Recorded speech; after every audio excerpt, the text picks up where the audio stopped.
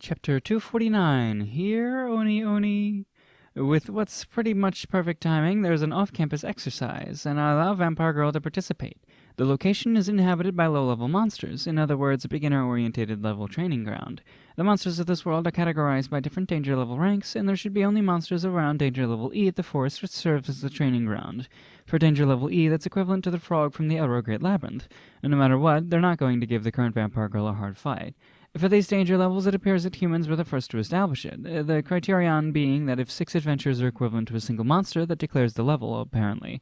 So that means that, in the case of a danger level B monster, then if 6 rank B adventures fight it, then it would be a good match, basically. In short, it's not the case that a B rank adventure equals a danger level B monster. In practice, there's a 6-fold difference in strength. However, it seems that the lowest rank for adventurers is a D rank, a rank that anybody can casually achieve.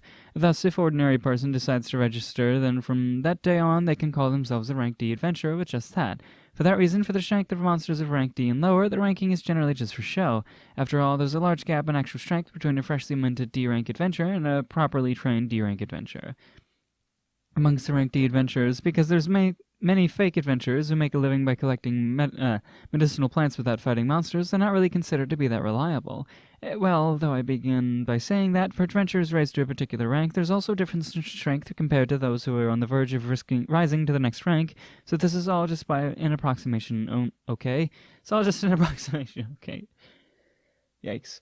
In practice, to be able to solo fight a monster, the appropriate rank would normally be 1 or 2 levels below, so a B-rank adventurer would take on a C-rank monster, for example. Incidentally, for my original species of small lesser pterodactyl, the danger level's F. Danger level F. Danger level F! That's just how weak it is. That's pretty much saying that even an ordinary person can beat it, you know?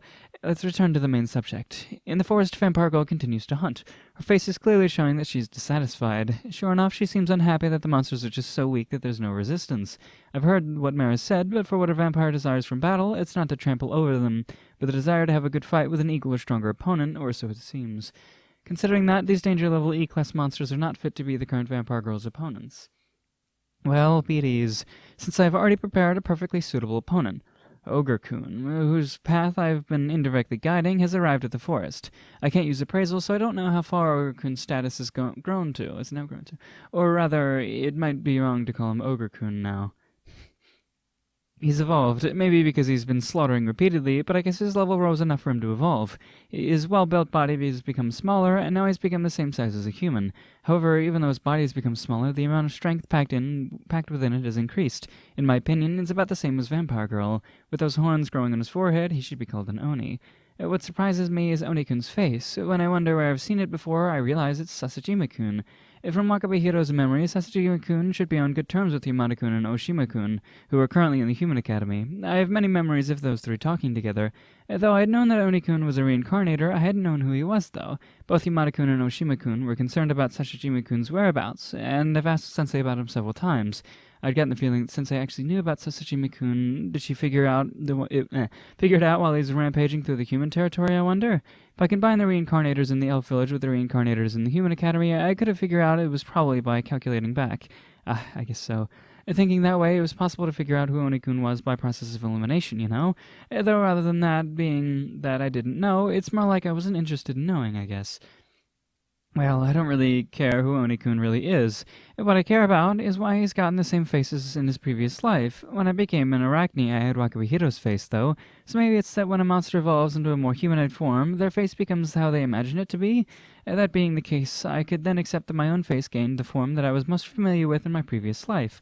Wonder how Vampire Girl will react when she sees Sasajima-kun's face. And then she doesn't react. The battle starts the instant they meet, even though this is supposed to be a deeply moving reunion between two reincarnators. Oh, Vampire Girl hasn't realized. Or perhaps she's realized, but is ignoring it? One vote for she hasn't realized. Though I can't abandon the pattern where it goes, I had noticed, but because this seems strong, that doesn't matter. Well, whatever. They've clashed all according to plan anyway. I'm sorry, Oni-kun, but please become an opponent for Vampire Girl to let her stress on. Afterwards, whether you win or lose, I'll have you go to your eternal rest, okay? At the start, the Vampire Girl takes the initiative. Yee-haw! I couldn't help it. With the charge I felt, I had heard such a yell. Vampire Girl, you've grown up to be such a fine muscle brain. A large sword strikes at Oni-kun. Oni-kun tries to stop with the katana in one hand, but can't defend and uses the katana in his other hand both together, and is finally able to stop the blow. Probably he intended to stop the blow with one hand and then use the katana in the other hand to aim for a counter instead. However, Vampire Girl's strike was heavier than he expected, so hurriedly put all his strength into defense, I reckon. Whatever. You stopped it. You stopped my attack. Okay. Vampire Girl brings out a dangerous smile. This is a fight! For the first time in my life, a proper fight! Just how frustrated has she actually been? She has well and truly lost it. If there was a Battle Junkie title, then she'd certainly acquire it. There is no such title, though. Vampire Girl activates her magic and skills. Oni-kun prepares to receive that. I observe with popcorn in one hand. Fight! Munch, munch. Yep. I should just, scroll through these so you can pause and read if you feel like it. And then, because I figured it, because I like to read them, but I read them in my head. I don't read them out loud. So I just sit in silence. But yeah, okay, cool. I'll read them after I stop recording, but you could pause and read them if you want. All right.